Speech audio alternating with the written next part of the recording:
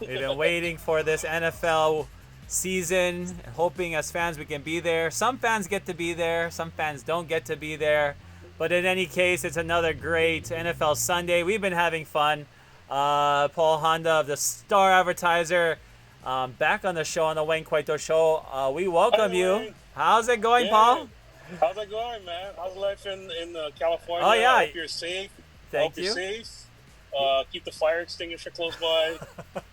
Man, it's kind of scary when we see the pictures and the video. It is. It insane. is. I'm fortunate. You're okay though. I'm fortunate right now. Yeah, I'm near LAX, the airport. So, or you guys come in and out of this crazy town. It's been a lot clearer, but there were some red sun days, which was really eerie. There were days when there was a lot of thick, um, ash. But a lot of that wind was being blown eastward, so we've been lucky to avoid some of that, I guess, in my part of Southern California. But still, the summer, it's kind of weird because we never really, I mean, this obviously goes without saying that this has been a weird year. But right now, we have a chance to kind of get back to a little bit of normalcy with the NFL season. I know how much you were glued to your screens today, and I was as well. And we waited until a certain game came to a close, and that was a Sunday night game between Seattle and New England. I'm just gonna play the last play of the game for everybody. Cam is going to take it himself, and he doesn't get in. And the Seahawks are going to win the game. Line up with a power formation, and you got L.J. Collier and Leno Hill are the two guys who are there. Cam is going to take it himself, and he doesn't get it Right? He in. doesn't get in. And the Seahawks are going to win the game. How kind of like deja vu-ish as Line well up. in a weird way because, we didn't expect to have this game. We knew that it was going to be a tough game. We knew it was going to be Seattle and New England rivals, a redo of freaking Super Bowl 49, and remember how that one ended. Don't make me have to play the tape, Seahawks fans, but we were there in attendance, Super Bowl 49, but a difference for Seattle, Paul Honda. We watched this play together. I mean, what do you Yeah. say about this? Earlier in the game, they were inside the 5, and Cam tried to run a few times. He scored once on the touchdown. They stopped him a few times. And then they had a play where they're in the pistol, fullback goes in motion, lead blocks for him, Cam stops, the fullback he sneaks into the end zone, easy pass, touchdown. Ever since then, they didn't do anything creative. I think on the next 2-point play, he might have had two receivers open and he got chopped down, right? Yeah. And the same thing happened on that last play. I'm surprised they don't let the tight ends catch the ball. I'm surprised, it looks like it was almost like JV level. Everything is preset. No, I'm serious. I mean, because he's new. Yeah. And everything is preset. Yeah. They haven't had a huge offseason to get ready. No OTAs. And I'm just stunned that when they bring 11, New England didn't counter by letting a tight end just leak out, and they just lobbed the ball up to win the game. They were down 35-23, and when we looked again, all of a sudden it's 35-30. They're at the 15-yard line.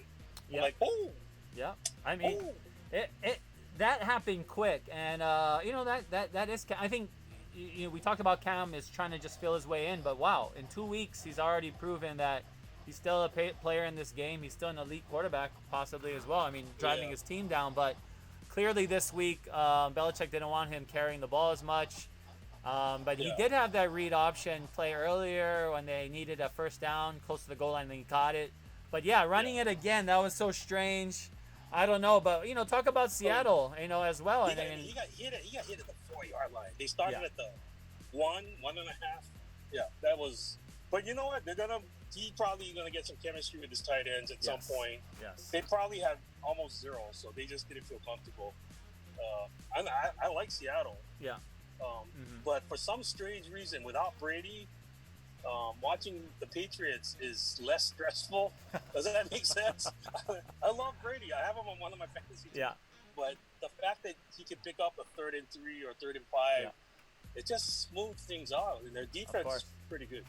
Russell Wilson, Timmy Long, a big Seahawks fan, chiming in. But Russell Wilson, they talked about him being an underrated player, and I thought about that, and I was like, it's weird to say that, right? Because Russell Wilson is, arguably one of the best players, obviously, in the NFL. So how do you say a top 5 player is underrated? Because some people say number 1, some people say number 2, but yeah, that's because so many of us underrate him year after year. But I don't know, what does that sound like to you when you hear someone say that? I think because they've won only one Super Bowl. Even Chris Collinsworth said the reason that Russell never got an MVP vote was because he was late sending his a couple years ago. Yeah.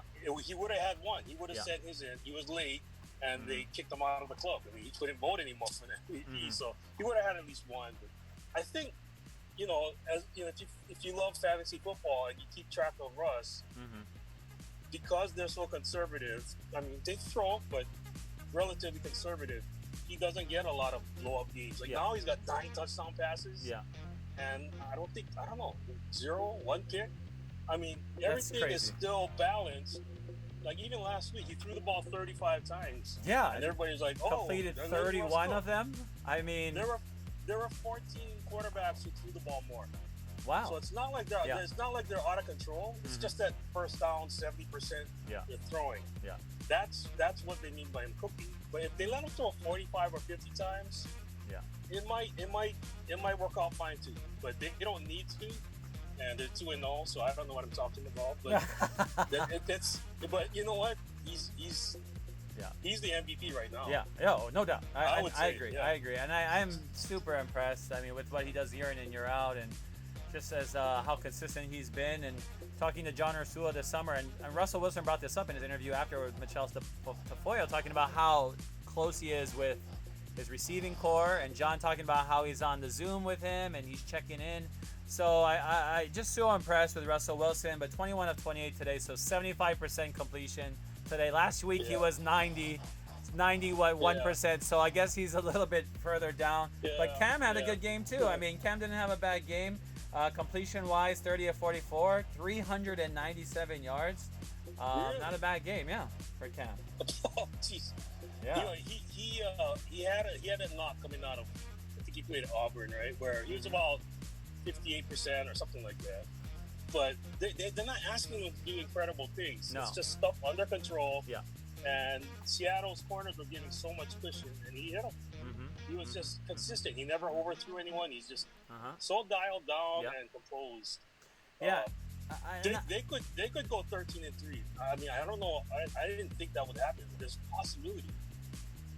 Yeah, no, I think there's a possibility that Seattle does a lot of damage, but we also bring up that it's going to be a crazy, as we know, NFC West. So, while we're there, let's, talk about, I didn't even have my highlights yet queued up. See, this week I'm trying to bite off more than I can chew because I'm watching all this football. And I'm like, I got to have this on the show. So I have my one cam, but hey, let's talk about the game that a lot of people in Hawaii were interested, obviously, and that was the Cowboys. And that game, a lot of people didn't expect. It came down to this. So, you know what? I'm going to play the clip of the field goal. Let's watch. Hold is down, kick is up, and it's good!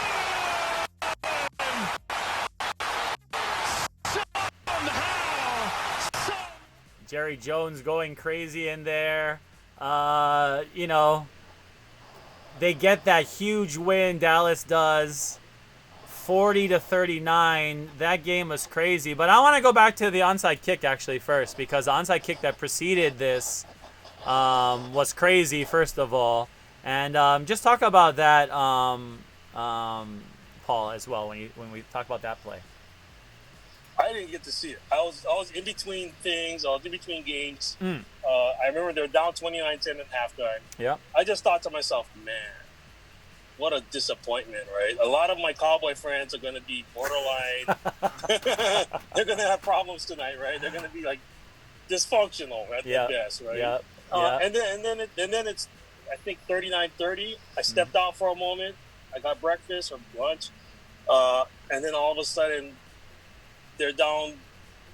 They're just down a little bit. They get the ball back, and then they win. And I'm like, how did this happen? Yeah. How on earth does this happen? And it's like, Doesn't anybody know how to handle an onside kick anymore? Well, they only had a few weeks of practice. And True. They only had a few weeks of practice. It was such a crazy onside kick, though. If you get a chance, it was the kind of spinny kind. I'm showing it right now, and it looked like it was going to go out. But the weird thing, it was like there were no Falcons kind of like tracking it. Like they were watching it, but not tracking it. So I Tim, think I think coaches, like special team coaches, now are going to say, we don't give a dang. Go and dive on it. If you lose it and the other team gets it back, at least we can set up our defense. It's at midfield. If you don't go after it and it does a 180 and it turns into, it passes the 10-yard mark, it's just too much. But you know what? It's almost like, Dak had started so slowly, right? I think he fumbled earlier or something, and they just looked like they had no chance. Yeah. And then something magical happened. And sometimes it's better to win like that than to just blow somebody out. Because now they got some momentum. Now they know they can overcome any situation. But Atlanta, that's like fantasy football heaven. If you have any of their guys, I grabbed like Russell Gage. I never heard of him until last week. He had 12 targets last week, and he had like 9 today. Yeah. It's incredible. I thought they would be able to get some heat on Dak. And they got some.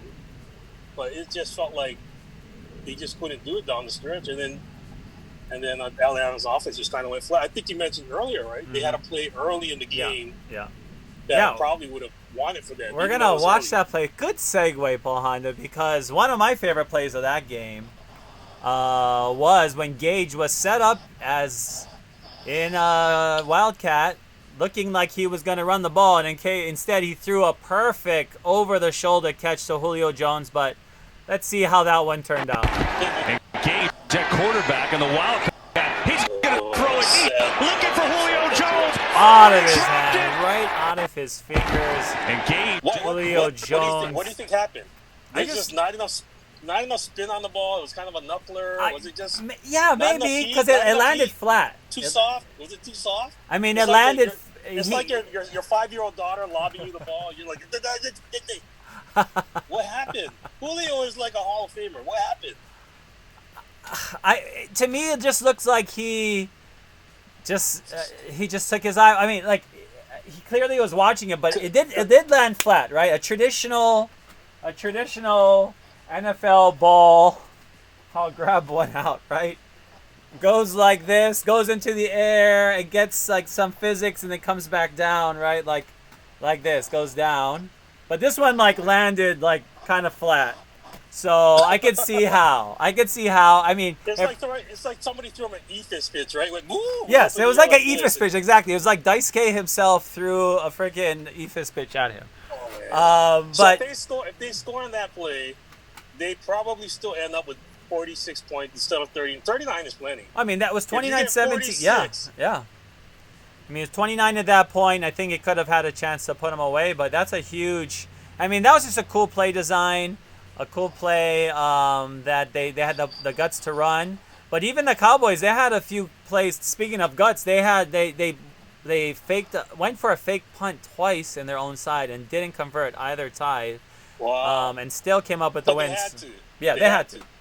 So which is more shocking, the DeAndre Swift drop last week, where the Lions could have won that game, or Julio's whiff? I mean, DeAndre is a rookie, and that game was on the line. But yeah, Julio. I mean, he's the best receiver. Apparently, some people still say he's number one receiver in the league. So you can't. You can't drop a ball if you want to be called the best receiver in the league like that. No way. I mean, that was so perfectly thrown too. But if Matt Ryan keeps throwing for 400 yards a game, and let's say 4 touchdowns a game, so that comes out to 6,400 yards and 64 touchdowns. But they go 6-10. Is he the MVP? I don't think so. Probably not. You probably got to make the playoffs at least. They got to win. Yeah. They got to go 10-6. But a huge game. We talked about Dak. We talked about Dak in this game, really padding his numbers. He got a bunch of rushing touchdowns, 3 rushing touchdowns, one in the air. He only had 1 in the air that he threw, and he's 450 yards passing. So he's definitely, stating his case for a long-term deal that's padded. But it's like why keep padding his stats if you're going to have to negotiate against it in the offseason? Is quite kind of confusing to me because like some of those, Dak rushing, it's not like he's rushing for 35-yard scampers like Michael Vick or something. He's literally just taking it in on the goal line. But still a huge game for him. I got to go back to that last game because Timmy brings up it. So I'm going to go back to the Seattle game real quick to bring up a huge play. And that was just a DK Metcalf burning Stephon Gilmore. And that was a great play. And I have to admit, that was a great – I mean, I'm just to see – great throw, too. Yes.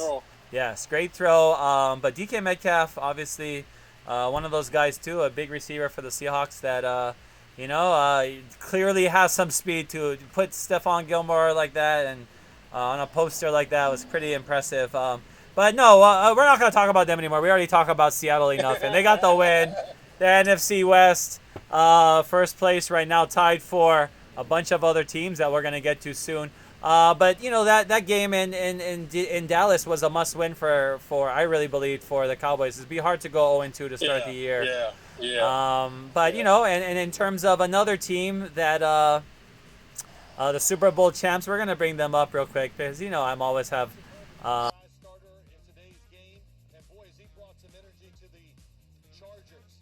Here's the first play. Watch the blitz by the Kansas City Chiefs. He fades back and throws a nice ball to Austin Eckler down inside. Great throw. And Justin Herbert, 6'5", big strong arm, but he can also move too. Runs 4 yards for the touchdown. And how about this throw? I love it.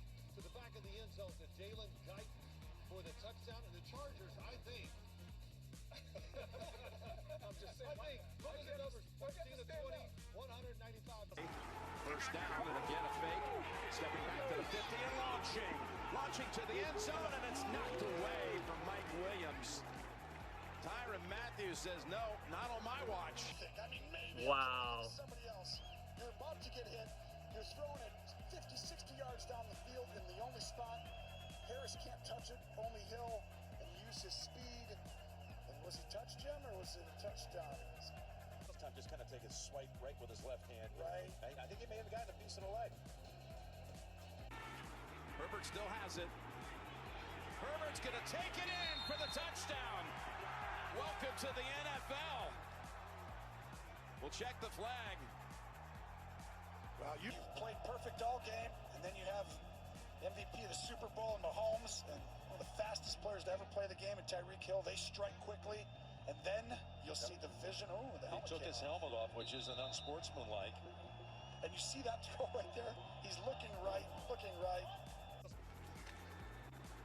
Rookie Kelly's in the backfield. He's going to get the catch. Big lane for him. Joshua Kelly. Off Herbert's first completion, he got a block by Mike Williams and goes 35 yards. Well, you'll see the pressure off the left. Herbert moves out of the So, pocket. it's just if people are starting to catch on with what the tendencies are, right? It doesn't make sense to me the Chiefs wait until the end of the third quarter to have Tyreek Hill line up in the slot and run drag routes. They should do that from the very beginning. It's like when you have Chad Owens. Does he have to run deep every play? No. Put him in that place where he can run some bubble screens, whatever. Oh, I don't like bubble screens. That's evil. It's like, whatever works. Don't wait until you're down 2 touchdowns. Of course. It was shades. It was shades of the Super Bowl. It was shades of Super Bowl. Like, where is Tyreek Hill? Why is he not participating in this game right now? And it was. I give the Chargers most of the credit. I thought the Chargers played a really great game, and Herbert had an amazing debut. Kansas City wants to run the ball. They're so intent on becoming a traditional powerhouse team. No, pass on first down. Yeah, it's okay. It's okay. Don't be so. And then the Chargers just rammed down their running games after a while. I mean, Clyde was good, but he can't go up against a box with like 7 people in it. And you only got 5 guys blocking. It doesn't work. So hopefully they go back to being explosive and creative instead of playing these low-scoring games by their standards. It doesn't make sense to me. Yeah, they're trying to conform when that was the thing that made them different. I mean, I think you're right, and I mean, and that's hard. It's hard when you got the target on your back, when you're that team that's expected now to put up those big numbers. It is a little bit different, but the Chiefs did come away with overtime win. The Chargers trying to open SoFi, their debut now at SoFi Stadium, so weren't able to get it done. But still, I mean, you have to think that the AFC West will probably look pretty tough right now. Yeah, that kid, what's his name? Justin Herbert. Yeah, Justin Herbert. Herbert.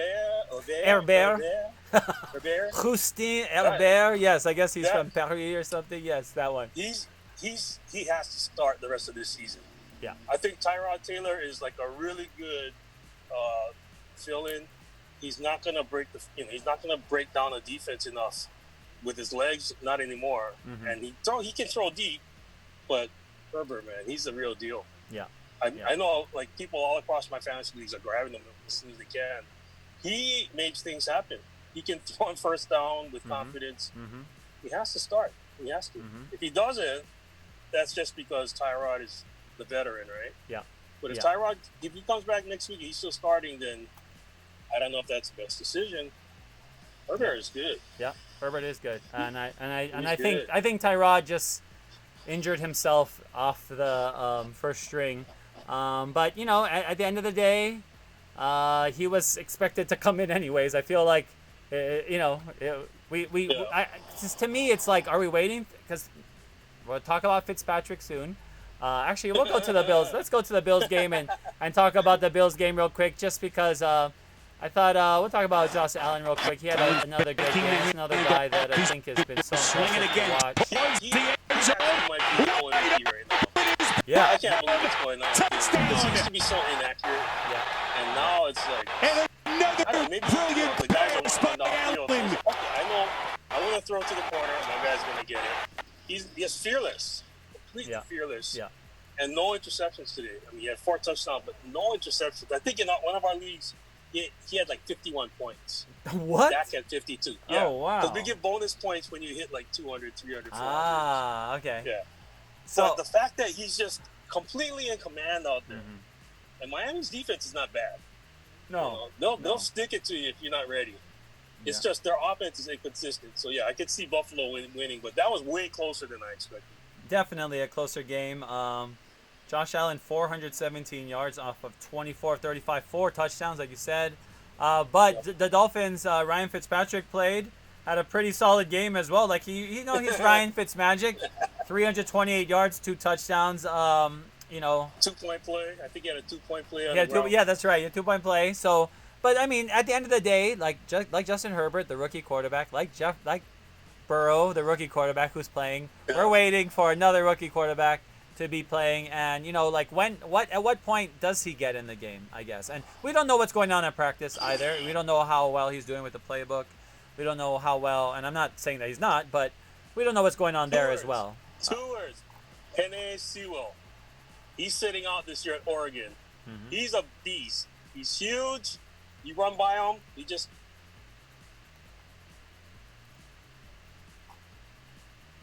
out there blocking like 6 yards down the field before the ball's even thrown. He's just a natural athlete. He could play probably almost any position on a football field. That's how good an athlete he is. He just happens to be a left tackle. So if I'm Miami, which I'm not, but I would take the 76ers. You're going to trust the process and tank as much. Okay. They don't even have to do anything different. Just today they lost by 3. The fans are happy they competed. Fitzmagic did his thing. But every other game he's going to be up and down because he's kind of predictable. So if they can go 2-14, they're in good position to get today. The first pick. Yeah. Whoever gets the first pick has a good chance of taking the kid from Clemson, right? Yeah. So today will probably go second, even though he probably should go first. Now, if they go, let's say they go 1-5, and Tua comes in. They got 10 games left. Tua does what he can. They go 5-5. So that means they're 6-10. That means they're like drafting like top 15, top 12. They're not going to get Penei Sewell. So, I don't like tanking, but if you want a Hall of Fame left tackle to go with the future Hall of Fame quarterback who's had 3 injuries in the last 3 years and his body is still kind of like getting together. He's worked hard. He looks sharp. But to me, that's the ideal situation from 2021 on for the next 10, 12, 15 years. If they want to do it that way, if they don't, and they throw them out there, their line's been blocking better than I expected, so maybe they feel safer with putting two out there. So And I don't know. Would you be willing to go out there and throw the ball behind that line? It's not too bad, right?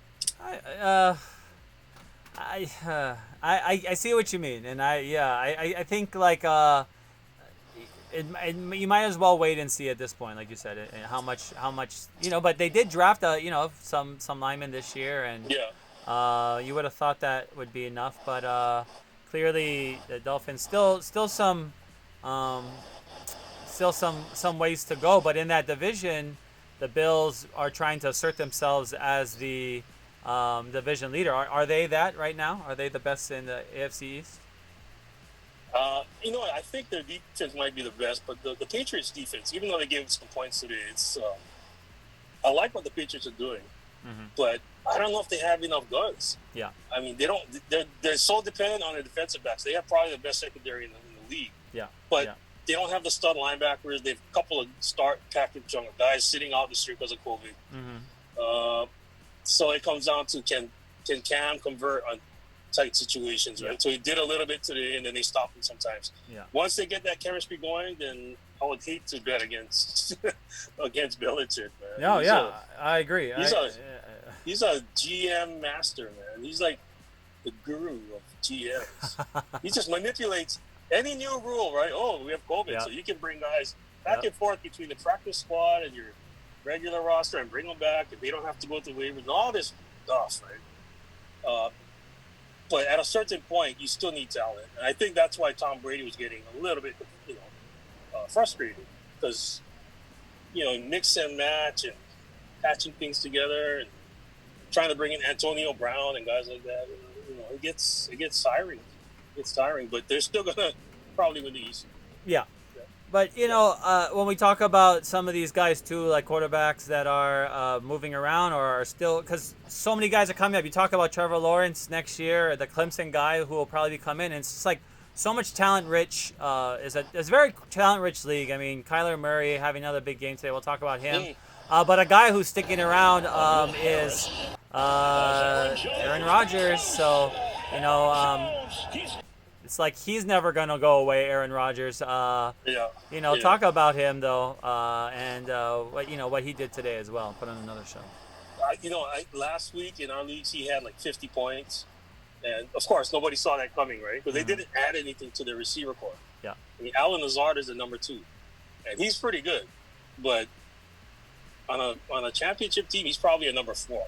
Right? He's a 3 or 4. He's not a number 2 receiver. Today, Aaron Rodgers' numbers are like half of what they were last week, and they still won pretty easily. I mean, Tom Brady didn't have much stats today, and they won easily too. So, for those of us who are in fantasy, Aaron Rodgers is like, if he can get these huge games once every 2 weeks, every other week, that's better than we expected. But it's easy to get wrapped up in, why doesn't he do it every single week? Yeah. Why doesn't he throw for 400 every week? It's like, well, he doesn't have to. When you got Adam Jones, I think Adam Jones, I don't know, he did like 168 yards on the ground. 168. Aaron Jones, 168. And wow. 86 yards or something receiving. Yep. When you can run like that, a guy like Aaron's like, good. I can cool my jets, share the ball, and then.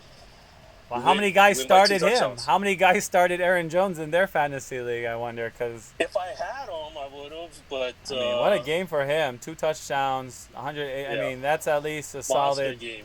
30-point game on a normal league. And then in Paul's bonus league, for his 100-yard, he probably would have got another, 10 points for that. Okay, our league, you hit 100, you get 1 point if you're running back. You hit 150, you get an extra 2. And then it's PPR. It's PPR too. I think he had 8 receptions. So Rodgers is just dumping it off. I mean, it's just you can't. The thing is with Rodgers, right? Whatever you do, he'll find of course, a solution, right? Yeah. You cover everything deep, he'll dump it off. You cover everything short, he'll go deep. So as long as the receivers are healthy, they'll be all right. But they always get injuries for some reason. Green Bay gets shellacked with injuries every year. I don't know why. Yeah. But it's going to happen. It's going to happen, and he'll adjust. He'll adjust. One guy that's trying to adjust to the league is Burrow. We talked about him earlier, but also a guy that is had a pretty good throw to OBJ today to start the game off was, of course, Baker Mayfield. And you talked about you have him in one of your leagues as well, right? So what is it like having Baker Mayfield trying to start him? Okay, so we went back to this is the first time I've had more than 2 leagues in like 10 years. So we had like some friends who want the leagues, and the kids I coach, and their parents wanted to be in the league. So we created like a super flex league that goes to the extreme where you start one quarterback, and you have 2 other super flex positions, right? So they can be any position: quarterback, receiver, running back, tight end. So you could start 3 quarterbacks. So if you only draft 2, and you don't have a stud to fill in, some non-quarterback, then you might struggle. So I got ahead of myself in this draft because I haven't drafted anything like this ever before. I had 2 good quarterbacks to start with, like Kyler Murray and I forget who else. And I meant to get Big Ben. And then the run started, and everybody took all those guys. All the B+, B minus level guys were gone. Mm-hmm. So then it was down to like guys like Mayfield. I think Burrow might have still been in there. But for some reason, I wouldn't take Joe Burrow. And now I regret it because Cleveland, look, the Baker played well the other day. Mm-hmm. He had 21 points, right? He first quarter, second quarter, he's kicking butt. And then they dial everything down, right? Then he gets a couple of points. Then he gets picked, and they just keep running the ball. Why not, right? Mm-hmm. You got Chubb, and you got Kareem Hunt. Their OC is the guy who was at Minnesota. And when he was at Minnesota, he dialed down Kirk Cousins. Kirk Cousins would throw like have great games, and then all of a sudden throw 3 picks in one game, just inconsistent. Yeah. So he's doing the same thing with Baker. So Baker is like throwing high percentage passes. He makes one mistake, that's okay. They just reel him back in. But it's not good for fantasy. Yeah. And Burrow throws 61 times, and he gets 310 yards or whatever. Not a real high high rate, but for fantasy, he's awesome. So, but Burrow's just fun to watch. You can tell this guy, he's a son of a coach. Yeah, he's the son of a high school coach, so he sees everything. Baker sometimes doesn't see everything, but he's trying hard. No, he's is trying hard. He's trying hard. I love his his leadership, his intangibles. Obviously, with Baker Mayfield, we talk about a lot, but he can move and he has an arm. But Joe Burrow, like you said, 316 yards, but in those 61 attempts, even though he was didn't throw one pick, that's a lot of throws to not throw picks. 61 throws, that's impressive, but only completing 37 of them. But really, his moxie is pretty impressive. The way that he's stepped into the league without having a preseason, and last week kind of getting dogged by his kicker. And not the greatest O line. They did their best. They're all right, and he knows exactly when to pick it up, tuck it, get out of bounds. Where would you put him in? So Burrow, as you said, a B. Is he a B- guy then? What will you have him at? Right now, as a quarterback, he's a B. B. Okay. Minimum B. Yeah. And talent-wise, skill-wise, I mean, shoot, I haven't seen him throw an outright 70-yard bomb yet. Yeah. But talent-wise, he's an A. I think he might be better. He might be better than Tannehill right now, in my impression. I think he's pretty good. I'm a Rams fan. Yeah, I would trade Jared Goff for him right now. I would too. I'm wearing a Rams jersey right now, so I could say that. I would too. Goff is pretty good. They dialed him back. He's under control and all. They got a running game, but he doesn't run like Joe Burrow does. He doesn't see the field and be able to run that same way. So. Well, you know what? I don't have my Rams highlights dialed in yet, but we'll talk about the Rams. Really impressive game today. I'm gonna have to rub my Aaron Donald autograph sign again because when Aaron Donald signed this. Here we go. Yes. Yes. Isaac Cole? No, this is the bobblehead. Isaac Bruce bobblehead. I love it. But the Rams this year were expected to really have to struggle to get into, and the NFC West, they didn't play anybody in the NFC West yet, so we're not saying they're not. But to start off with a pretty big win over the Cowboys, who luckily won this week, so they make that win look better. But to go to Philadelphia was to travel there, and to come out with a win like that. I mean, what was the most impressive part of that to you for the Rams? You know, if there's no COVID-19, Philadelphia fans are some of the loudest, rowdiest, most F-bombs of any crowd on planet Earth. They're great fans. Nothing, right? So for them to get out there and jump out to a touchdown lead, and they're mixing it up, right? So Cam Akers gets hurt. Well, here's Darrell Henderson, right? There's some people who say that he's way more explosive than Malcolm Brown. Malcolm Brown has a huge game last week. Now it's Henderson.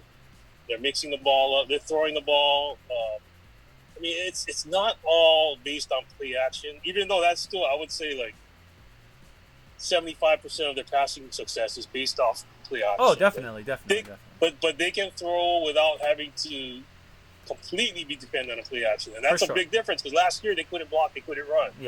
And right now, I think even if they don't run great, they have enough weapons back there. And when Akers gets back and he gets a better feel for what's going on, they can dump the ball off to him. To me, he's kind of like another Terry Metcalf type. He's not super big, but he's strong, he's compact, and he can move. He's just he's got that little wiggle where he can get away from guys reaching grab him. So I like what the Rams are doing. You know, I just wouldn't want Goff to be my fantasy quarterback. Because they're playing, you know, under control. They get a 10-point lead. They're not gonna wing it. You know, we love teams that just wing it, of course, end to end. But that only happens at UH when Gene Jones is recruiting on ESPN. And bringing in VHS tapes piled up like this on Mondays after they win. You know, they get a win over Washington or whoever, and those days are gone. So but I mean, like, it's precision. The coaches are there to try and win the game, whatever possible. So we're not gonna just they're not gonna do some Texas Tech, Houston air raid kind of stuff at the end of the game. But you know, the Rams, like you said, have some weapons. Henderson almost got he ran like some kind of route out of the backfield. Do you see that? He got overthrown, but he almost had a touchdown on a catching touchdown too. Wow. Goff was pretty good. I was pretty impressed with Goff today. 20 of 27, 267 yards, 3 touchdowns. Henderson leading the team in yards more than Malcolm Brown, but obviously you said Cam Akers will come back and it'll be different. But the Rams also on defense, was pretty solid and pretty stout. What do you think about Ramsey now when you think about his extension, or you just think about just how much value his contract is worth and how much the Rams are back on the book for again? I know their owner is filthy rich, and bless him for making huge money in his business. But I don't know where they're going to come up with, $100 million contracts here. And I mean, Aaron Donald had to fight for his. And then Ramsey got his, Goff got his, Todd Gurley got his, and then he left. I mean, they let him go. I don't know how far it goes. I know in the NBA, I mean, if you're over the cap, you have to pay a penalty, right? Well, they're already over, yeah. So they have a time to average it out or something, maybe, or over season. They can rework the numbers and stuff like that, and play with it. But as long as the owner is willing to spend the money, I'm happy. I'm happy. It's all manageable. It's all negotiable. Higbee went off today. I didn't see the game, but my nephew, he kept texting me every time Higbee scored, like, Higbee, and he's an Eagles fan. Oh, really? He drafted Higbee, so he texted me 3 times. He's like, Oh, if you're a Higbee, if you had him on your team, like my opponent did so I'm playing fantasy too. One league I hardly play, but this year for Rams season ticket holders, they're allowing. They're having, and all season ticket holders in the NFL, I think they're trying to have leagues to get people engaged, and they're doing $500 gift cards, which clearly I'm already. I'm 1-0. I'm 0-1, but maybe I'll be 1-1 after this week. I have. We'll see what happens tomorrow. I'm putting it all on Waller on the Vegas to give me points over the Saints D. It's Waller versus the Saints D, so it's literally a head-to-head matchup for me. One guy versus their defense. But fantasy is such a crazy world, and we talked about it earlier before we got on. It's just like you just got to know the difference between a fantasy guy and just the best player, right? The ballers are always going to be the fantasy guys, because as much as I want to have Mahomes, and I want to get all the Chiefs. I want to get all the Rams. I want to see what I can do. I mean, even if I get the best ones, doesn't mean they're going to give me points. So, it's one of those things. But the Rams today, getting out of Philadelphia, 37-19, they moved to 2-0. They're going to have some company. Let's look at Arizona, for instance. Kyler Murray. Kyler. He had wow. DeAndre Hopkins, he had a touchdown to him today. He still got Larry Fitzgerald. He still got some weapons, but just talk about his emergence in the league as well. I hardly watch. I used to watch a lot of college football, but the last 5-10 years, I've watched less and less and less. So last year, when Kyler was a rookie, I had to go and look at his videos. And, I read about him, Texas Tech and all that, air raid. But watching him is different from numbers. Yeah. And when you see him on the field, you see the IQ. And we all see the IQ now. And the fact that he's only 5'9", maybe not. Maybe he's 5'8.5". But his vision is incredible. Yes. He anticipates everything. He knows exactly where. I've still never seen him. I'm sure he has by now, but in a year plus, I've still never seen him take a clean hit. Guys will get a piece of his heel as he goes by. They'll tackle him, but most of the time he just goes down or he gets out of bounds. And today was a classic situation where Washington has such a great defensive line. I got the team defense on two of my teams. Even though I know they're going to get smoked in a lot of games, they come up with sacks, they come up with deflections. They chased him all over the field. They couldn't get a real grip on him. And he just kept it's I don't know if you could say dominant, but he was a maestro out there. He was he's the puppet master. Yeah. And if it wasn't there, you take off. If they close in, he knows exactly where Hopkins, Larry Fitzgerald came through on a big fourth down play in the red zone. I mean, there's all these different things that he does. He's so fun to watch. He only ended up with in our league 37 points. See, he didn't have 52 like that. But he was 2 times, 3 times more fun to watch. Absolutely. Just incredible. Yeah, just incredible to see how he creates 67 yards on the ground, 2 touchdowns on the ground, 1 in the air, 26 of 38, still a good passer. Like you said, these dual-type quarterbacks. And I always go back to, I remember 5 years ago driving around L.A. and thinking man, there's not that many good quarterbacks in the NFL. Right? It just seemed like a time, and it was it was just like Marcus, and everybody was like, there's no good quarterbacks. I was like, bring Colt Brennan back. God, he never even got a chance. We were talking, it's crazy in that mid 2010s. Marcus and Jameis were supposed to be the two that were the kind of the bearers of the next generation, and they were, but now they're not even really people, and we're talking about guys every year. Another guy's doing something else. I mean, what is that like? I mean, is there going to ever be an end to this?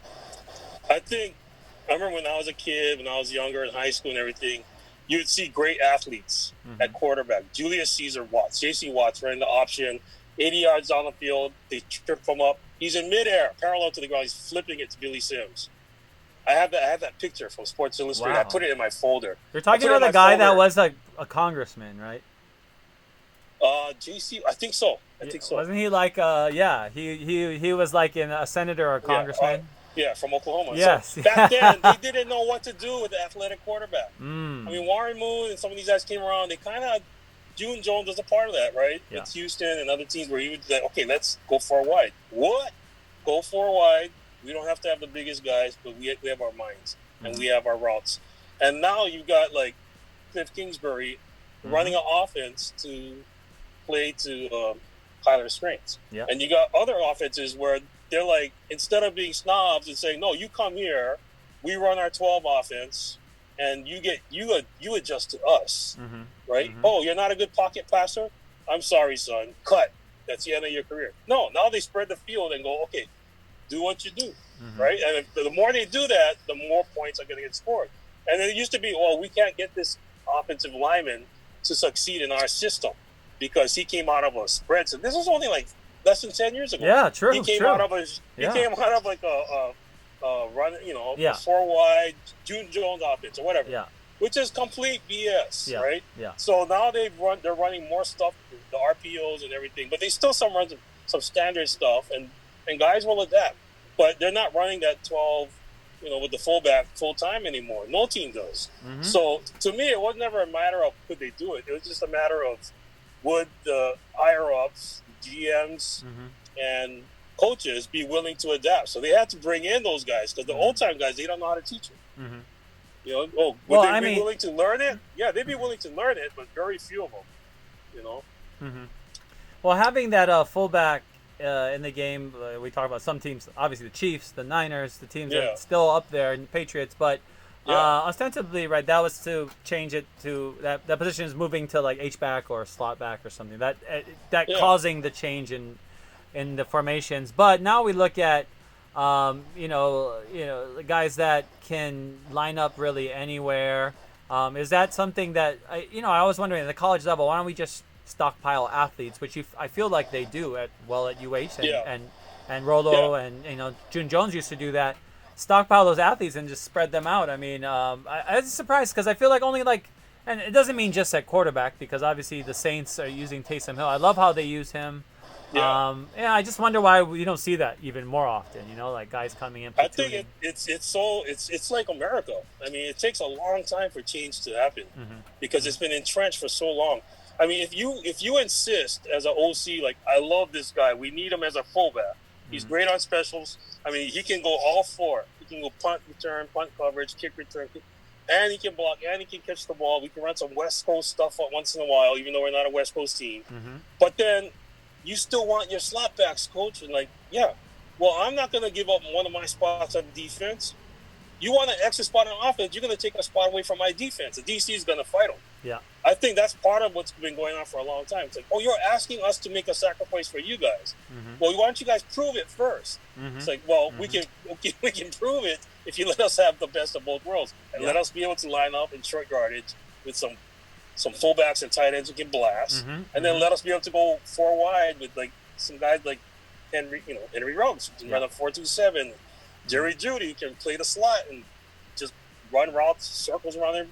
It's to the point now where I think they understand that you got to have offense to win. I mean, even in the high schools here, command man coach, right? Abu Malfali, he told me the days of the 3 yards and a cloud of dust are way gone. So you got to be able to score points. There has to be an emphasis. You still emphasize defense, but you got to emphasize offense as much or more. As much as I love Abu, it's kind of ironic that he's saying these things because Abu Malfala 1 year younger than me at Kamehameha, so shout out to Abu. He's a good guy, but this was like a couple of years ago. He said, what, I'm learning. I thought we could come down here and be a little bit more traditional. Yeah. But in the ILH, it's impossible. There's too much talent in St. Louis, too much talent in Plano. They're all well coached, and he's learning. That you got to be able to score. So they have great athletes too. But where he came at before, Abu, I think it was like West Liberty or something, and they were like throwing crazy. I mean, their basketball team is also scoring like hundreds of points. I don't know what it is about scoring in that West Virginia school, but I mean, I would have thought. I mean, that was a part of that factory he was supposed to bring. But you're right, you got to be able to mix the old style of play with the new, and in the NFL, obviously, it's about winning the game at whatever cost. It's not about just scoring. You can't just rely on outscoring the other opponent, I guess. But 40-39, clearly, we might be wrong because that happened today. But some other games. First of all, before we stop talking about the Arizona versus Washington game, I always wonder why Washington just didn't go like with DC or something, just like be Washington DC or something this year. I think they wanted to keep it as simple as possible. I think DC would have been cool. Just to keep it simple, be like, we don't have a name. We're just going to be Washington, D.C. And like, okay, go D.C. or something. Put on D.C. But I like it. It's fine. There's something pretty cool about it because they do rely on the D-line. They have some great – I love Chase Young. I added him into my IDP team.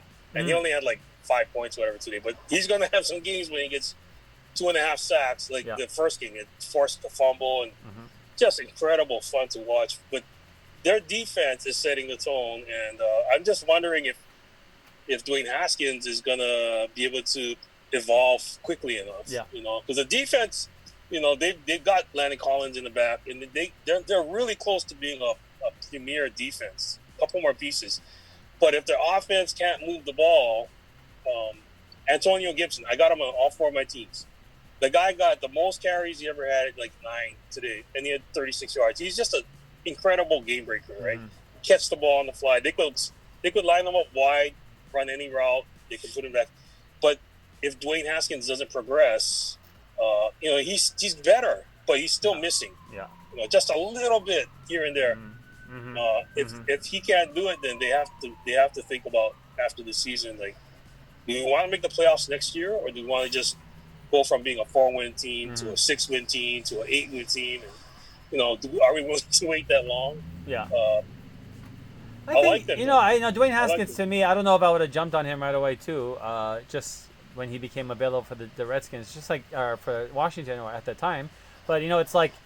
He's from DC. I think that was. Okay. Yeah. That makes sense as well. It just seemed like arm strength. He's coachable. He dropped a lot of weight. Yeah, definitely. He's he looks so different than college. Way different. Yeah. Way different. So they're working at it. I hope it works out for him because he is on one of my teams as like the fourth quarterback on the 3-quarterback league, and so I've been paying more attention to him because of that. That's the weird thing with fantasy, right? You care about people that you normally wouldn't care much about. Oh, for sure. Yeah. I hardly have any Rams. Yeah. But I can watch videos of Dwayne Haskins. Yeah. Well, one guy from my fantasy, we're going to transition to talk about the Titans game today. Titans got a close win over their divisional foe, Jacksonville Jaguars. But in that game, I have on my fantasy team, I have the Jacksonville running back, James Robinson. Who was finally, who is now the kind of the premier back for the team for sure. He got 102 yards today and a touchdown. So, but Gardner Minshew as well had a pretty decent game, 30 of 45, 339 yards, 3 touchdowns. He had 2 picks. But he's kind of fun to watch as well. Obviously, Tannehill, huge offseason contract, and today 18 of 24.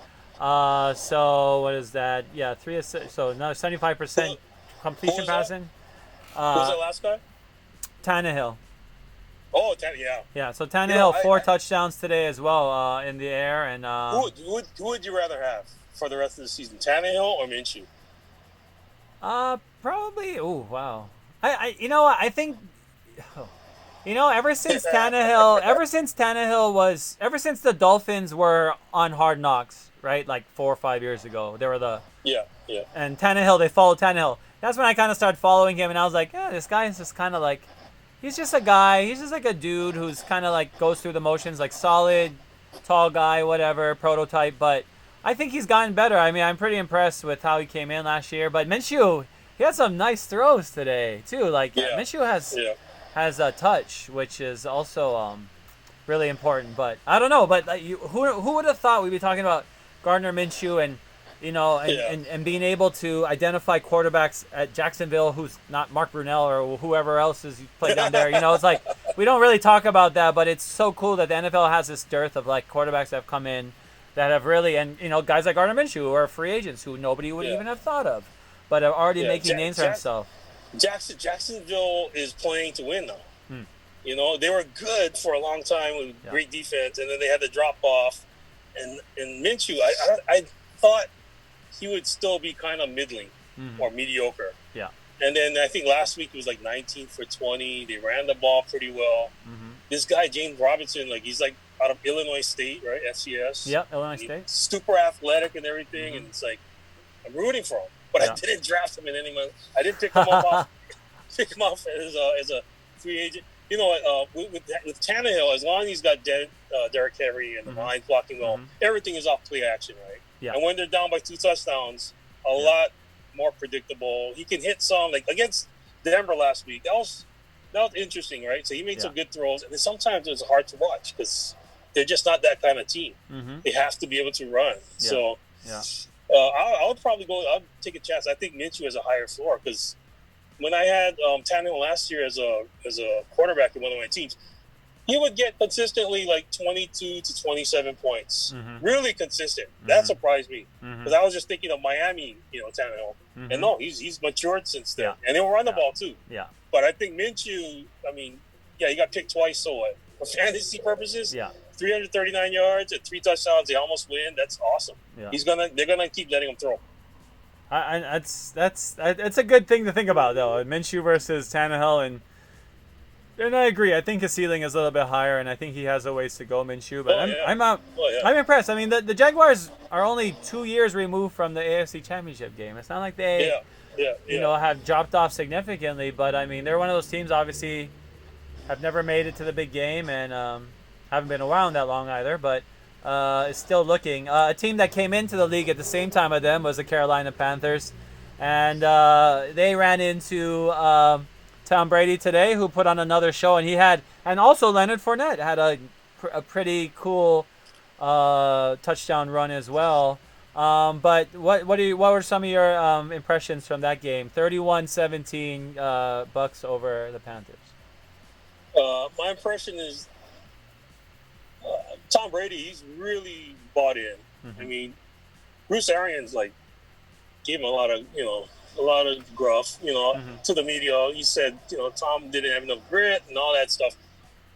Tom didn't have a great statistical game today. He just managed the game. Yes. And they won. Yep. And if they go 15-1 and he just manages games, that's great for them. I have him on one of my teams. I want him to throw more, right? Gronk, no catches today. No catches. I mean, I think he's still working out the cobwebs, whatever, working out the kinks. It's surprising to me that I just feel like he's not really being featured either, and for a reason. Like he's not really necessary, I guess, in this offense too. O.J. Howard had a decent game. I mean, everybody kind of chips in, right? And, between the two backs they got there, they're developing into one of those tandems, right? League wide, probably top 10. Top 10 pairing of running backs. So I like the defense. I couldn't name you more than one or two guys. When I saw them last week, they picked great team defense. So they brought back the old uniforms. They're bringing back some of that old defensive grit and toughness. So, 2 picks for them. I'm cheering for Tom Brady, but, I want him to get more stats. Yeah. I mean, I think he ended up with, something like 17 points or something in our league. It was something really low. Well, it is funny that two defensive players that they do have, which I know you know of, Jason Pierre-Paul, obviously. That's another one. But, I mean, every time I think of him, I'll just think about the firework exploding in his hand. But I can never think of JBB in any other context except, I mean, he won a Super Bowl, and I still think about, man, he's missing part of 2 of his fingers because he didn't know how to light a firework properly. But, hey, still playing in the NFL, still pretty good. He has a hell of a comeback. Oh, for sure. And Damakong, too, is on that team, which is hilarious. And he actually had 2 sacks today. And I mean, pretty crazy, right? And Damakong Suh, Damakong Suh had 2 sacks. Yes. How crazy is that? I know. I didn't realize that either. Another big thing that came out of this game with Carolina is McCaffrey suffering an ankle injury. He's my starting running back for my fantasy team. They say it's not major. That's what they're saying. I hope not. Major. 2 touchdowns at least. They know. The team knew he needed to get his fantasy points in there anyways, scoring both touchdowns. Luckily, I mean, being hampered, but still getting to score both of his team's touchdowns. Yeah, I didn't write down the guy's name, but the guy who filled in for him had a decent game. And then on the Tampa Bay side, Scotty Brooks, a lot of people picked him up, and I think he had 3 catches. He runs a lot of deep routes, and if people just look at him, I think they just automatically assume he's going to be another Julian Edelman for Brady. They don't run New England system. They don't run. From what I remember seeing last week, they don't run a lot of drag routes. Or in routes. I mean, they'll do it, but not like New England would. It's not like Brady and Edelman. I mean, maybe they'll start running Brooks that way. Because he can cut upfield and get first downs. But right now, he's mostly deep guy. So I think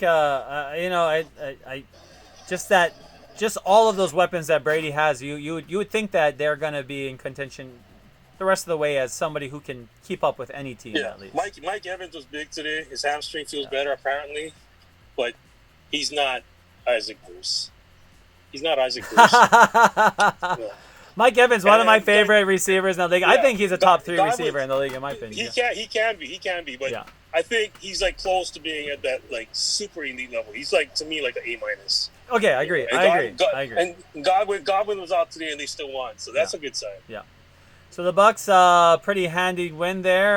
They're 1-1, so they finally got a win. And did we talk about the Ravens and Texans? Let's talk about that game real quick. I mean, Lamar Jackson Being Lamar Jackson. He's so. Last year I got to watch him live, Ravens Wow. Rams on Monday Night Football, Wow. and the Rams got destroyed. And I've never seen a guy that big run that fast who played quarterback. I was like, so scary. Like, he's just amazing athlete, Lamar Jackson.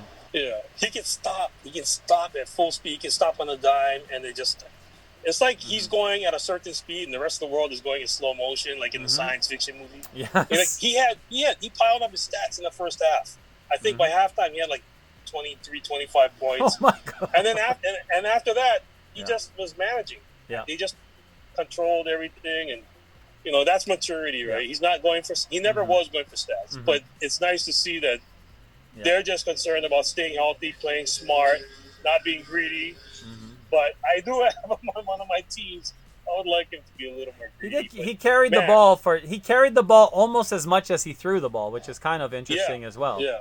If they're giving that, he'll take it, right? And he'll get out of bounds and he'll slide. And I would say that about anybody. Yeah. I wouldn't say that about anybody. I mean, like Carson Wentz, when he came in, I was like, this guy needs to stop running because he's going to get hurt. And he did.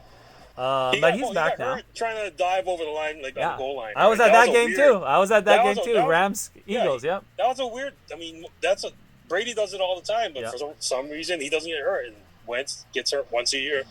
I think Lamar is one of those guys. Like we were talking about it earlier, right? If this was 1972 or 1997, Lamar Jackson is not in the league anymore unless he's willing to switch to wide receiver. Of course. There was a quarterback out of Nebraska. I can't even remember his name. He's a super good athlete. He ran the option for Tom Osborne, and I think he won the Heisman. I can't remember. This is like in the 80s or 90s. Yeah, he got drafted by the Rams. They told him you have to switch to receiver or defensive back. He retired. Never played it down in the NFL. Wow. I mean, he felt like he was a quarterback. Now, if he was born in this era, he probably would have been similar to Lamar Jackson. Yes. Just really intelligent, reads the defense, doesn't take a hit. Lamar, man, this is the evolution of football. And for him, he's lucky that Harbaugh is like, we're not going to force you to try and be Dan Marino. We know what you are. Let's put in all these funky misdirection running plays. I mean, a little bit like what Kauku might have ran like 5 or 6 years ago with less just sheer power, brute strength, and just the multiple blockers, multiple running backs, and just the sleight of hand. It's just fun to watch, even though most people rather watch passing. Right?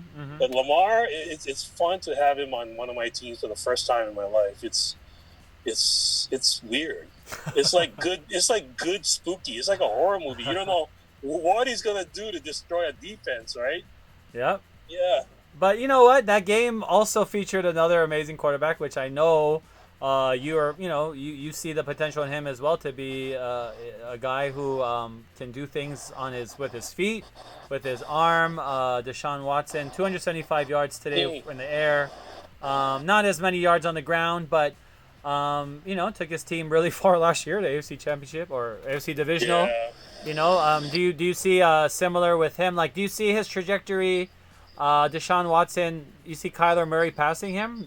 Like, I see them in that kind of the same frame. I think right now, I wouldn't say Kyler's passing, but he's got more weapons, right? You take away, his best receiver. True. And you give Hopkins to Kyler. Okay, true. Absolutely true. Houston's offense is stagnant right now. It's really sad. Yeah. I don't know what happened. I mean, everybody wants to know what happened. Why did you guys? I mean, they did get David Johnson returned.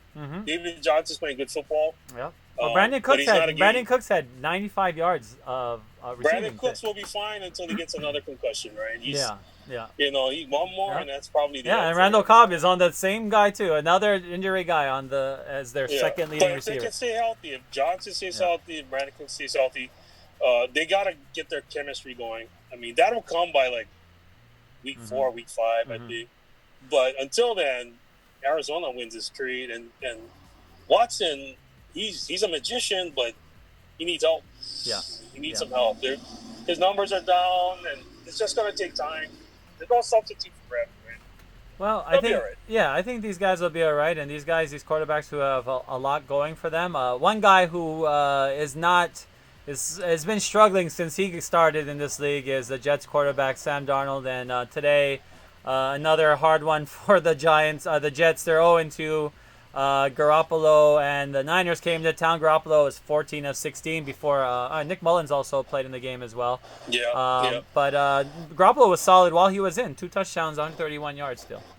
He's had some moments where he looks great, handsome guy, just debonair, and then sometimes like he's like doing 360s in the pocket, just freaking out, and when they throw the ball to Raheem Mostert got hurt today too, right? Mm-hmm, yeah. When they can use him the way that Phillip Rivers would use Eckler, I think that's going to be key for him because Kittle was out. He couldn't really throw short up, consistently to this point. Having a good game, then he gets hurt. I didn't see the backup play, but the Jets' defense was actually pretty good. Mm-hmm. They're not quite the same as they used to be way back when I was a kid, but the Jets, I think, Jamison Crowder was out, right? So boom, your best receiver is out. You don't really have an elite tight end. Your running back situation is kind of struggling because Le'Veon is hurt again. Le'Veon didn't want to hit the hole as much as Gase wanted him to. Mm-hmm. All these things, right? Just not clicking, and I don't blame Gase. He's trying to implement his stuff, but he hasn't had the right situation with people, his personnel, and people want to do it, or he just hasn't had enough talent. So Darnold, to me, I think his first game last year, he looked great. I think I don't know if it was Monday Night Football or Sunday. He looked pretty sharp. He had confidence. Yeah. It was a big game. But he needs a little bit more help. He lost Robbie Anderson, right? Anderson went to the Carolina Panthers. Mm-hmm. So everything's like it's like you're on a train going 100 miles an hour, and then you have to change trains without stopping, and it's just too much right now. So, but they do have probably the top 5 helmet. I like the black cage. I like the black cage on that Kelly Green helmet. That's pretty nice. Yeah, I do like that. I like the Kelly Green. I like how they made it. Sorry, when you said Robbie Anderson, I took a picture of Robbie Anderson at the Super Bowl, but he's a cool guy. He's one of the guys I met at the Super Bowl. He's not like he's not a fluke, man. He's in Carolina doing business, man. He's like 20+ points every week now. It's kind of stunning. No, it is. It's kind of amazing. These guys that emerged, and you said maybe you know them from fantasy because sometimes we don't get to see them on TV. We don't get them on that platform. Yeah. But the Niners today taking care of business. It's funny.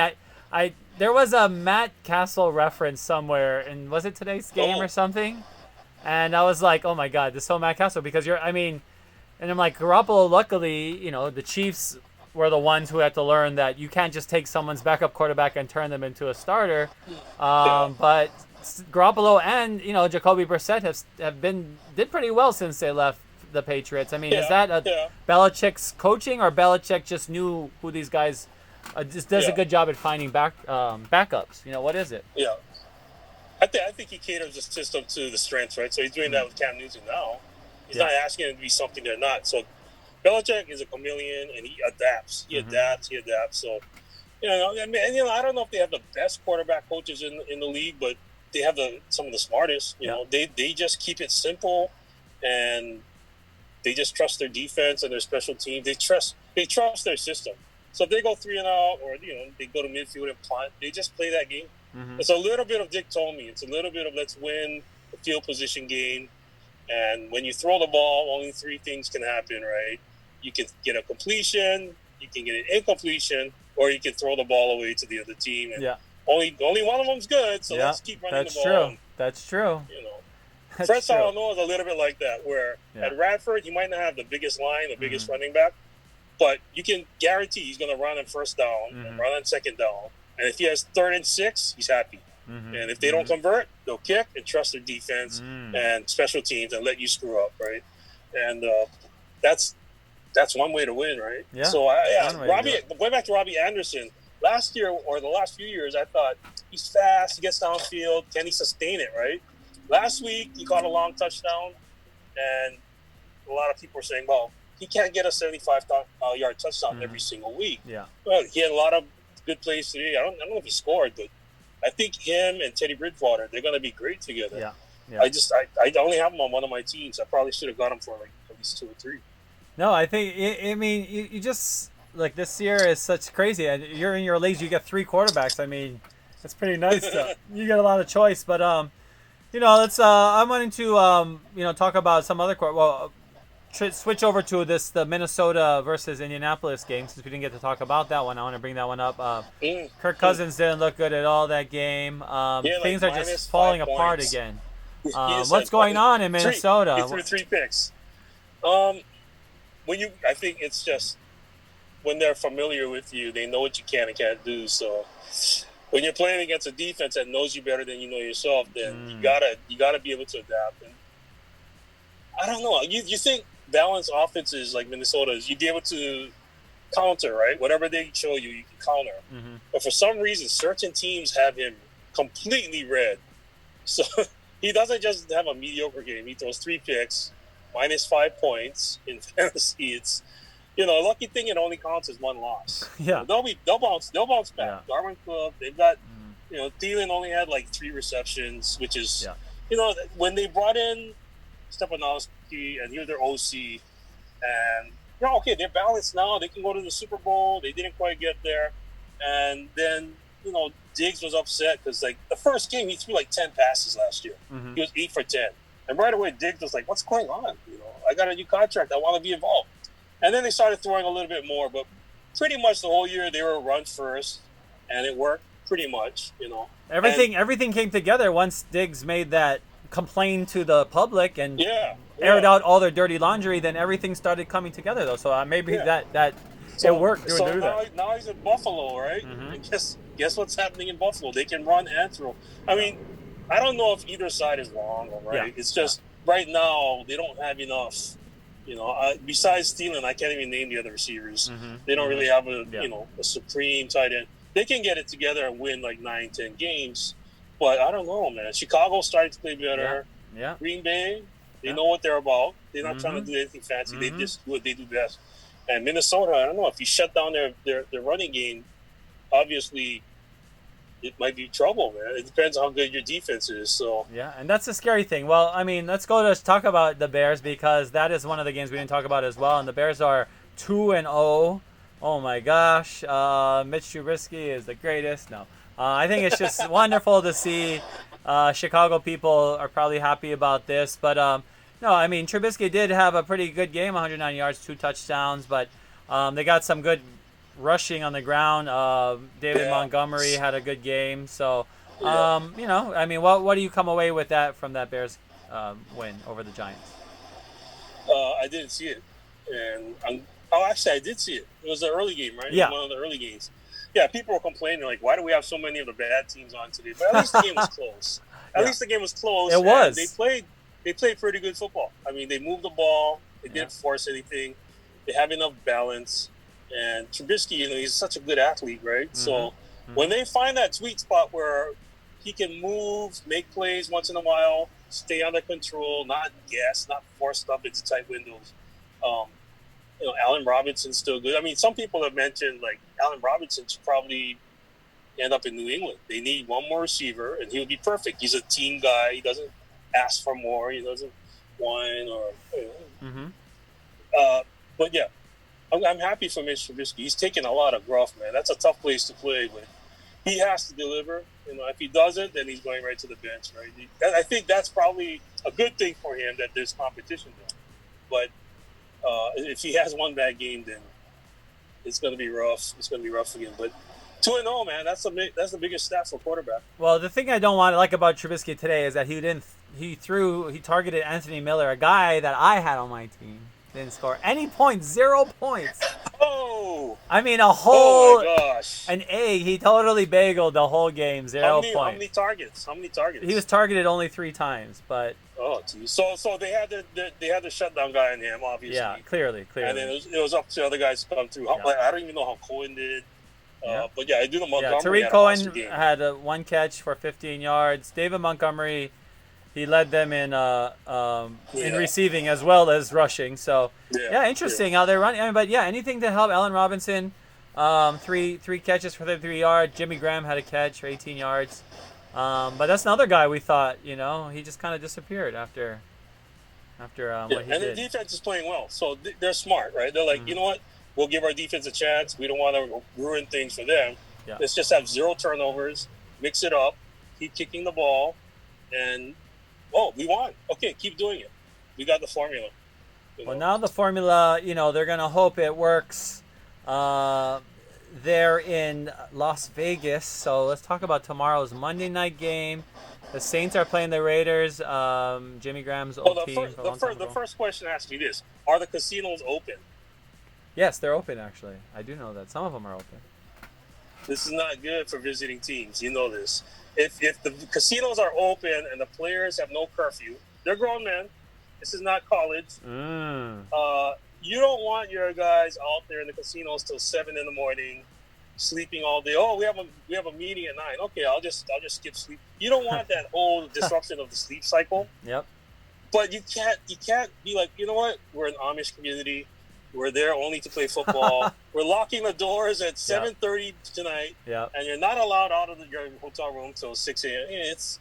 It's going to be a test. That's why the NBA never wanted to be there. Right now, they're thinking about it, right? Because of the gambling, but also just the distractions. So, it's the Saints are a mature organization. They don't do not a lot. They've done some questionable stuff in the past, but overall, they're pretty solid. So I don't see them coming in and struggling with the environment, right? Of course, I'm sure if the Raiders are the Raiders, they'll send all kind of temptation their way, and I would, yeah. hey, do anything I could. Look, hey, here's $1,000 credit. Each of you guys get $1,000 credit to go downstairs and gamble and spend all that money and free drinks. Here's another card for free drinks all night. Oh yeah, for sure. The night before, right? And it's going to be tough, but I think Drew Brees has control of that team. The veterans. The other question is whether Michael Thomas is going to play, right? He's begging to play. He has a high ankle sprain. There's no way on earth they should let him play. Yeah. So people have been picking up Traquan Smith, right? He's had a few big games now and then, but basically he's like a role guy. So it's going to be – I need Alvin Kamara to score like 46 points for me to win one of my games tomorrow. So I'll be watching for that. He'll probably end up with about 22 points. Yeah. But yeah. Yeah, Kamara, clearly, one of those freaking speedy, can do any kind. Yeah. He's Swiss a Army knife kind guys. Yeah. But with Breeze, do you think this is last year as well, or do you think he's just saying? Nah, I think he's a lifer. I think even if he was a backup somewhere, he'd still stick around. I don't see him just walking away. I just don't. I think it's in his blood. I could be totally wrong, but yeah. I think people are saying, "Oh, last week looked like his arm strength was down a little bit, just like Brady, just like Phillip Rivers was like, at least a year ago, people said he couldn't throw it downfield anymore, but they find ways to win, and I think Brees still has enough arm strength, and most importantly, he's got everything in there, so he'll figure out a way without Michael Thomas there. He'll make use of everybody. He's got Jared Cook at tight end, running deep now, running across the field. He's got his running backs, and Kamara can catch the ball and take off. They got enough to beat the Raiders. I hope it's close. I hope Raiders. It's their first game in that beautiful. What's it called? Allegiant Stadium. Yeah, they clearly picked one of the most classy airlines. So beautiful, man. It looks like a giant UFO, man. It's just no, it's a Roomba. Beautiful. It's a Roomba. That's what they said. It looks like a Roomba. It's like the 5 billion? What is that place called? 8 billion? No, the LA stadium. Yeah, SoFi is $5 billion, but Allegiant is not even $1 billion, I don't think, and it looks pretty nice. Really? I don't know, man. Yeah, but it's not a whole complex. I mean, when they talk about SoFi, they take in the whole complex. So I mean, just to irrigate that friggin' lake that's right next to the, they change the topography completely, from what it was before. So it's a whole operation. It took years to get SoFi. It's very sad, but just like Allegiant, SoFi is gonna be Allegiant is gonna be fanless for the first game. I just think that. I think just to christen a new stadium with no fans is just something about it. I mean, SoFi will always remember it, and my cardboard. If you saw, I showed people last week my cardboard Rams. That was funny. At SoFi, and that was funny. I guess I'll remember that. But I mean, I would have been like to be there. But with the culture with Vegas and having the NFL, I mean, what are you most excited about seeing? I guess. I don't know. It's interesting. It's fascinating, right? The psychological part of it, of living in Vegas. Yes. having casinos nearby, even in COVID. And if things get back to normal in our lifetimes within the next year or 2 years, Yeah. how professional athletes with millions of dollars, tens of millions, hundreds of millions of dollars will adapt to living in a place like that that's built to take your money from you. Yeah. Right? True. I'm going to go in the casino, my boys and my family, it's free food all over the place, or cheap food. Yeah, but then, you could get into this habit of not becoming a gambling addict, but just, what do you do for fun? Well, I go fishing. I live, I play for Tennessee, lots of lakes around here. No, I'm in Vegas. I go in there, I gamble a little bit. I play, blackjack or whatever, spades, whatever they have, and have fun. That part is interesting to me because Las Vegas is also a city that has one of the most churches in the whole country. There's a lot of Mormon churches. There's a lot of it's a lot of things that you wouldn't expect. So guys like David Carr, right? He's gonna be fine. He's married. He's a man of a lot of faith. But then the other guys who are younger and stuff, their lifestyle is gonna be the stuff that they'll do 30 for 30 or other documentaries about down the road. Because the NBA is not there, right? Major League Baseball is not there. There's minor league sports there. So yeah, that'll be interesting. If this was the '70s, man, those guys taking pills before game, all these crazy guys who were great players and great teammates. If they were in Vegas, oh my gosh, it would have been insane. I think now there's more control and more money, right? There's more money at stake for sure. So yeah, I mean, back then there's probably more sense of just being gods and just doing whatever. But I mean, also you make up a good point. I mean, culturally, I think if we said the same thing about the NBA 20 years ago, it would be difficult. But the NBA players are so different now. They don't even drink. They drink either Fiji water or Essentia. That's like the battle in the NBA, right? For the players, they don't talk about drinking liquor. It's about what kind of like alkalized water do you drink. And which one is better? I mean, things have changed, and that's a generational shift. But also, Vegas has the Aces now. In WNBA, they have a hockey team now. I feel like, Vegas, one thing, obviously it's the ninth island, and so we all have relatives that live there. Some of us too many. Yeah. But I want them all to come home.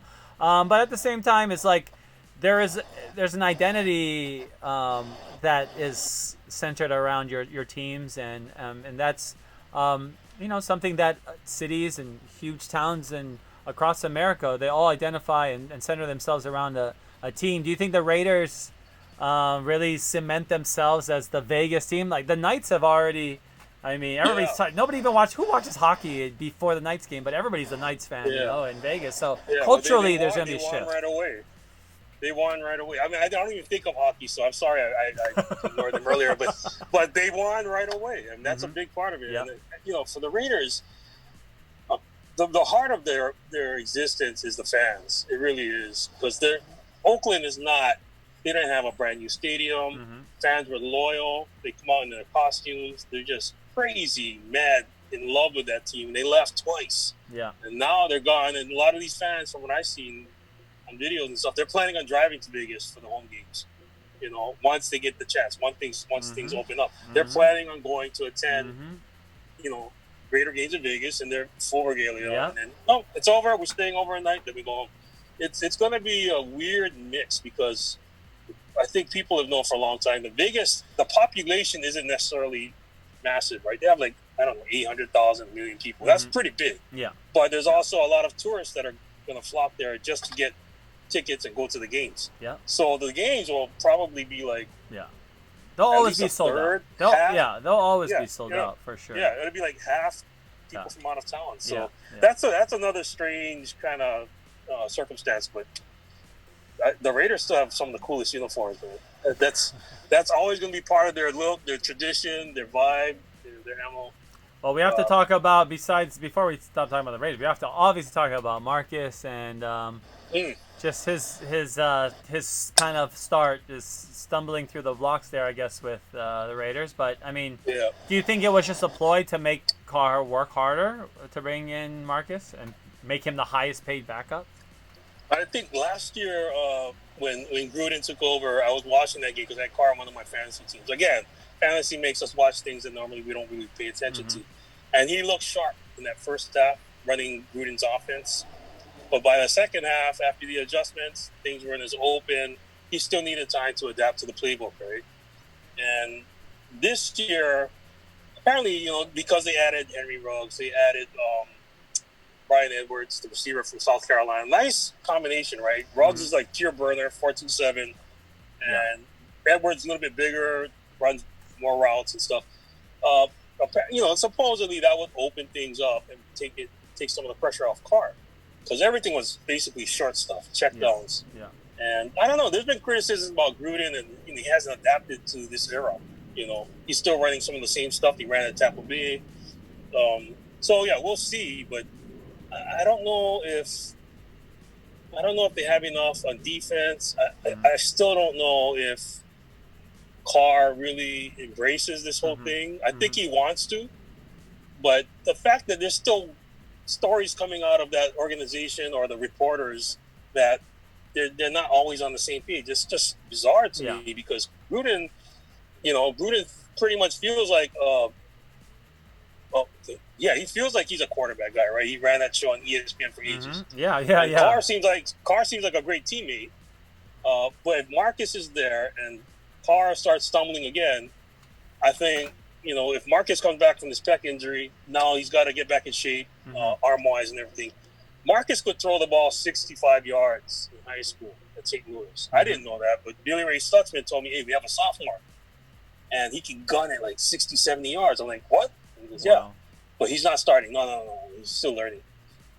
When he went to Oregon, everything was, that RPO system. Everything was quick. Let it go. Similar to St. Louis, when Darnell Arsenal was his coach there, everything was RPO, quick, next play. He's never really been in a situation where I think he was totally comfortable letting the ball fly consistently. Yeah, everything definitely. was, let's move the chains, let's be smart. Yeah. I think Gruden's going to want him to open up. And I think Marcus is more than capable of doing that. But when he was at Tennessee, I think it was the first series of his first preseason game, a defensive tackle came up the A-gap and just flattened him. Right off the bat. I'm like, are you kidding me? Yeah. You got to protect this guy. Exactly. You just drafted him. You just drafted him like the top pick, and you got to protect him. So I think Tennessee's protection problems over the years, it kind of fed into him being a quick release guy, which is fine. But I think Gruden, being an old school guy, he wants the ball to get out there sometimes with a guy like Ruggs. So if Carr can't get it done and Marcus is healthy, I would love to see what Marcus can do in this offense, because he has the arm strength. Once he's healthy, I want to see him to be able to throw it downfield as much as he wants, if it's there, and not get questioned for it, right?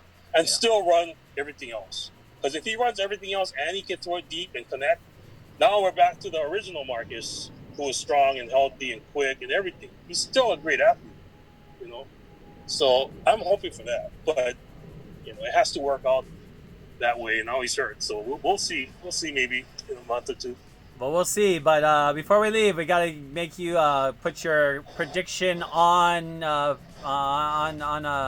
make it official at least. I know you said you want to see the Raiders open up their field with a win, but what do you see as the likely outcome of this game? Saints versus Raiders, Monday Night Football tomorrow. Well, Josh Jacobs is a beast, right? Yes. I wish I had him. I didn't get him on any of my teams this year. I had him last year. He's going to run, but they know him, and they're going to force Carr to do stuff he's not comfortable with. They're going to bring numbers, and their defense. I have the defense of one of my teams, so they're going to be all right. They're going to, if Carr is on, they can stay close. But if he's not on, New Orleans, they're really well coached. They're going to change things up on defense, change looks. Yeah. So I don't see, even with Michael Thomas out, I think the Saints win like 26-20, 26-21. But if Jacob is running well, even against like an 8-man front or 7-man front, that'll be interesting. But I don't see that happening. I think they're gonna secure that middle of the field. They're gonna force them to get outside. And Carr's a pretty good runner. Yeah. But a little bit like Mayfield in the sense that when he's moving, can he hit? And that's the thing. Kyler Murray can move and run and throw. Or Russell Wilson is the best. Yeah. He can move and hit you right in the chest. So, hopefully the Raiders advance and evolve this year. Hopefully. I don't know. I'm saying that. I guess I'm a closet. I always loved them when I was a kid. Yeah. Not as much as the Rams.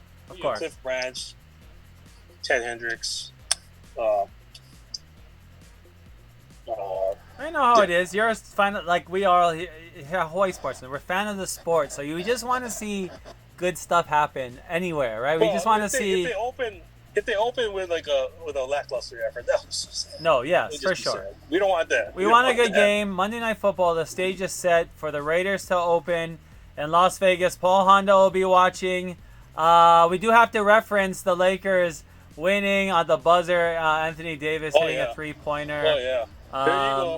Here you go. You know, I don't. Yeah, With the Magic, with his Magic Johnson jersey hanging in the back. I mean, you know, as we go down the stretch, we have to ask for the, the conference finals. Is Denver out of it already, or do you think the Lakers not have to worry about it, or do you think the Denver has another comeback in them? You know what? I would love a sweep. If I'm the Nuggets, though, I have to think to myself, we've gone to 7 games, like twice now. We're supposed to be gassed, and we should have won this game, right? AD hits that 3.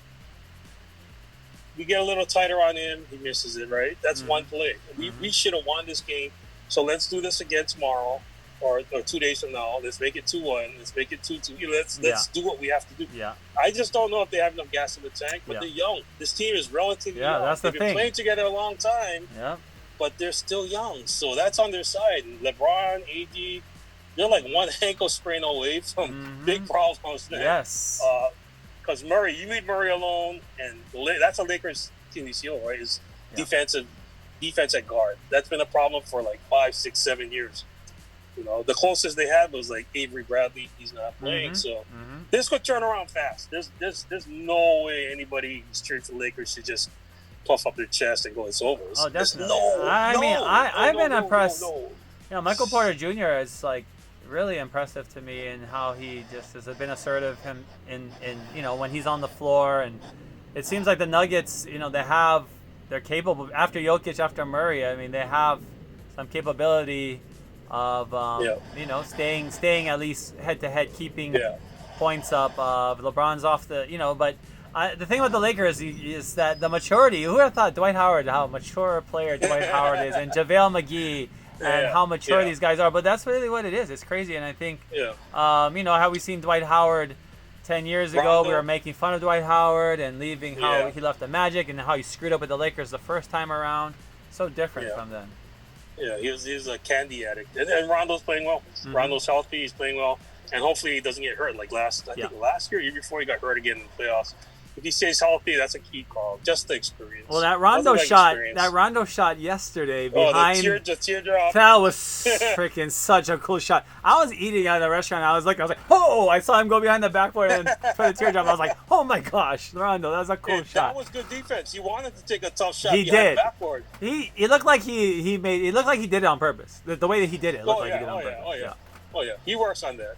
For sure. But that's such an old school shot. Nobody shoots floaters hardly anymore. Oh no, and it didn't even it was good the whole way. I mean, it was perfectly arced over the. That was wow. Yeah.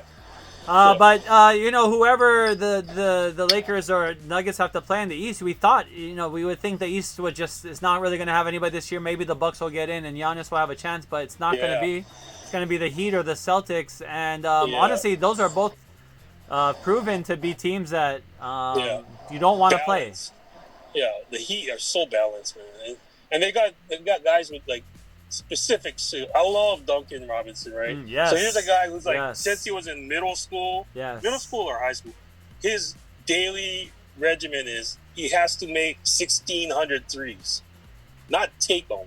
Just taking them takes about 20 minutes. How is that possible? Time wise. Yeah. So either he has a rim at home or he has keys to a gym or something, but 1,600, and he was a little guy, and he kept growing and working and growing and working. Division III, moved those with transfers. So basically 100 an hour. Yeah. First of all, we're gonna shout out Duncan Robinson because he's like myself, a Division III basketball player. So shout out Duncan Robinson for making it all the way where most people who in Division III will never ever dream about going. But 1600. That's like 100 an hour while you're awake. Every waking moment of hour of you your have day. somebody feeding you the ball, right? And you Wow. got a couple balls, 3 balls. Yeah. Maybe 3 hours, 4 hours. That's not a bad life. Yeah. For some of us, that's like a dream life. For sure. That's like going to a batting cage if you're a baseball Yes, player. that's like and the not kind having of Phil to pay. Mickelson hitting 2,000, whatever he hits. You know.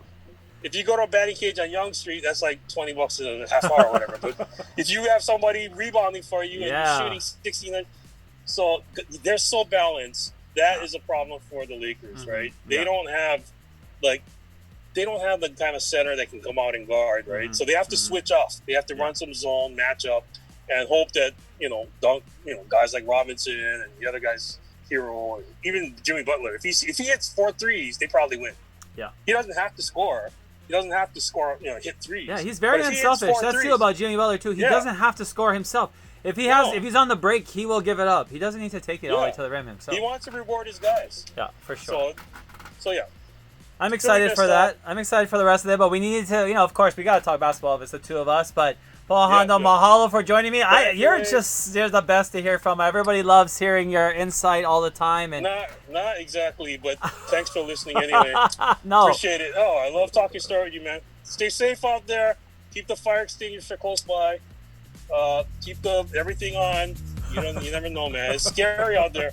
I worry about you. Come on, be careful. All right, thank you. Well, mahalo, Paul. I hope to Ray. be back at home soon, and we'll be checking it out again. But NFL Week 2 in the books. We'll be back next week. Maybe Paul Hondo will join us again. We'll see. Take care, everybody.